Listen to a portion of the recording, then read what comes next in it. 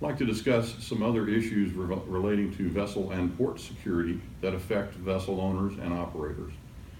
Recently, the United States Coast Guard and our Customs and Border Protection folks have noticed a slight uptick in the numbers of deserters and absconders from vessels.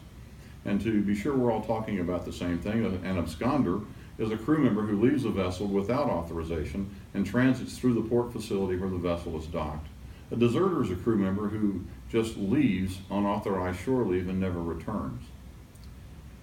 The importance of maintaining your gangway watch to prevent absconders from just walking off your vessel is high. Facilities have been fined by the Coast Guard for allowing absconders to walk off their facility because they weren't maintaining a proper level of security, nor were they monitoring their facility properly.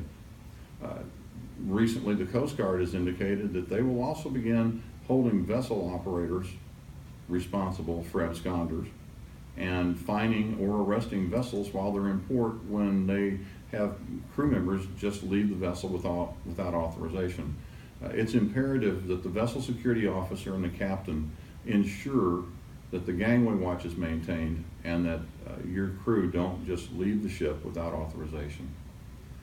Another issue the Coast Guard has recently focused on is the completion of declarations of security. Several of the major issues I just talked about can be resolved if you complete your vessel security officer and the facility security officer complete the declaration of security properly. Some of the more common problems that are encountered in American ports are that the declaration of security ensures the completion and performance of all the security duties on both the port and facility side. That a statement is included in the DOS, that security roles are filled and that the crew will be carrying out their responsibilities, that the vessel will adequately control access to the port facility from the vessel, that the port will control access through the port facility to the vessel, that the vessel will conduct monitoring of the port and especially the waterway around the ship, berthing areas surrounding the ship, that the vessel and the port agree on how cargo will be handled, how cargo will be screened.